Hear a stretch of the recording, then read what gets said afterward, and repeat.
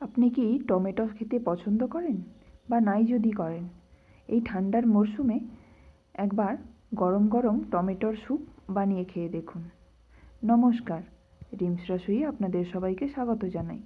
আজকের রেসিপি টমেটোর স্যুপ। তার জন্য গ্যাসে একটা কড়াই বসিয়ে তাতে 1 টেবিল চামচ বাটার দিয়েছি। একটু গরম হয়ে এলে তাতে একটা তেজপাতা, 2টো লবঙ্গ আর 7-8টা গোলমরিচ ফোড়ন দিয়েছি। এরপর 1 চা চামচ রসুন কুচি, 1 চা চামচ আদা কুচি দিয়ে দিয়েছি। একটু নেড়ে চেড়ে মিডিয়াম সাইজের একটা কুচিয়ে নেওয়া পেঁয়াজ দিয়েছি।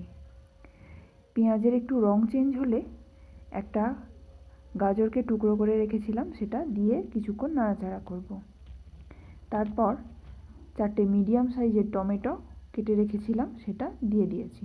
টমেটোটা দিয়ে নাড়াচাড়া করে এর মধ্যে ধনেপাতার ডাঁটি কুচিয়ে রেখেছিলাম, সেগুলো দিয়ে দেব। ধনেপাতার এই ডাঁটিটা দিলে একটা সুন্দর ফ্লেভার আসে। এরপর 1/2 চা চামচ নুন দিয়ে দেব। একটু নেড়ে চেড়ে মিনিট 5-এর জন্য ঢাকা দিয়ে দেব, যাতে টমেটোটা তাড়াতাড়ি গলে যায়। মিনিট 5 পর ঢাকনা খুলে আবারও ভালোভাবে নাড়াচাড়া করে নেব। টমেটোগুলো গলে গেছে, এবার গ্যাসের ফ্লেম বন্ধ করে ঠান্ডা করে নেব। ঠান্ডা হয়ে গেলে একটা মিক্সির জারে ঢেলে নেব। তারপর কড়াইটা ধুয়ে সামান্য জল দিয়ে একটা পেস্ট বানিয়ে নেব। পেস্ট বানানো হয়ে গেলে এবার একটা ছাঁকনিতে করে টমেটোর পেস্টটা ছেঁকে নেব। মিক্সির জারটা ধুয়ে একটু জল দিয়ে দিয়েছি। টমেটোর পেস্টটা যেহেতু ঘন, তাই হাতা দিয়ে এইভাবে নাড়িয়ে নাড়িয়ে একটু দেব, যাতে তাড়াতাড়ি ছাঁকনি দিয়ে গলে যায়।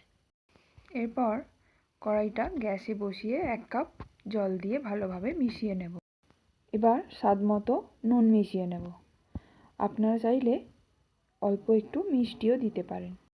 ফুটে উঠলে 1/2 চা চামচ গোলমরিচের গুঁড়ো দিয়ে দেব।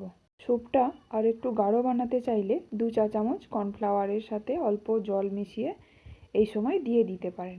এরপর ফুটে উঠলে গ্যাসের ফ্লেম বন্ধ করে সার্ভ করে দেব। এইভাবে একবার বাড়িতে বানিয়ে দেখুন, আশা করছি ভালো লাগবে। ভিডিওটি ফেসবুক থেকে যারা দেখছেন, পেজটি প্লিজ ফলো করে দেবেন। আর ইউটিউব থেকে যারা দেখছেন, চ্যানেলটি প্লিজ সাবস্ক্রাইব করে দেবেন। সম্পূর্ণ ভিডিওটি দেখার জন্য অসংখ্য ধন্যবাদ।